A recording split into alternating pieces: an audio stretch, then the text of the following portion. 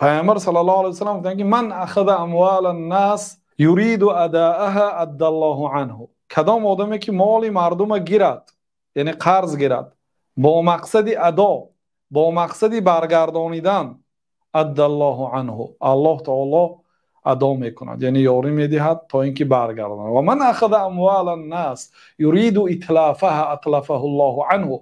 کدام آدمی که مال مردم گیرد با نام قرض لیکن مقصدش ندادنی است، قرض داده است میگد و میگیرد و بعد نمیتید، این مبلغ الله تعالی نیز تو نابود میکند. در این بین آدمی که قرض گرفته است قرضدار و گناهکار میماند. روز قیامت هر یک دیناری که گرفت بعد وزنین میشد، مانند کوه میشد. سوال و جوابش بسیار مشکل میشد. از گناه های آدمی قرضدار گرفته به از گناه های صاحب پول گرفته به آدمی قرضدار داده میشد. ثواب های آدمی قرضدار گرفته به آدمی صاحب پول داده میشد. هر یک آدمی که قرض گرفته است در این دنیا قرض نمیگرداند، برای آنکه اون آدمی که صاحب مال است یا در زندان است یا گریزه هست، امکانیتی دیگه هم پول رویاندن ندارد، چیکار کند؟ اینا نمیتید یا این کار میکنه، میگه من تو قرضدار نیستم، میگه نعوذ بالله. این از همه ناوفایی هست. روزی بود محتاج شده آمدید کسی نداد، همین آدم داد.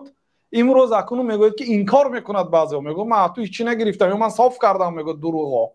این تهمت است و این مال است او با عرق جبین جمع کرده است. یک دویمش برای شما داد است، نیکی کرده است.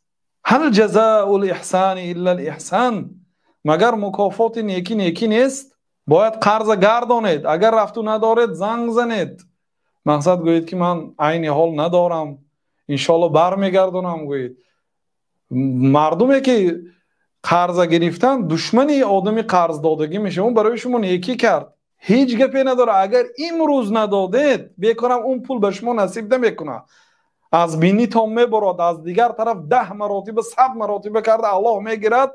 با روز قیامت گناه آن آدم بر ذمه شما بار کرده میشه و ثواب های شما اون آدم میگیره. اگر ثوابات نرسد گناه او بر ذمه همین آدمی قرضدار پرتافته میشه. ثم طرح فی النار، سپس به آتش دوزخ پرتافته میشه. یعنی جای گریز نیست. شما فکر نکنید که امروز او بیچاره شد دیگه پولی من نتونم نتیم.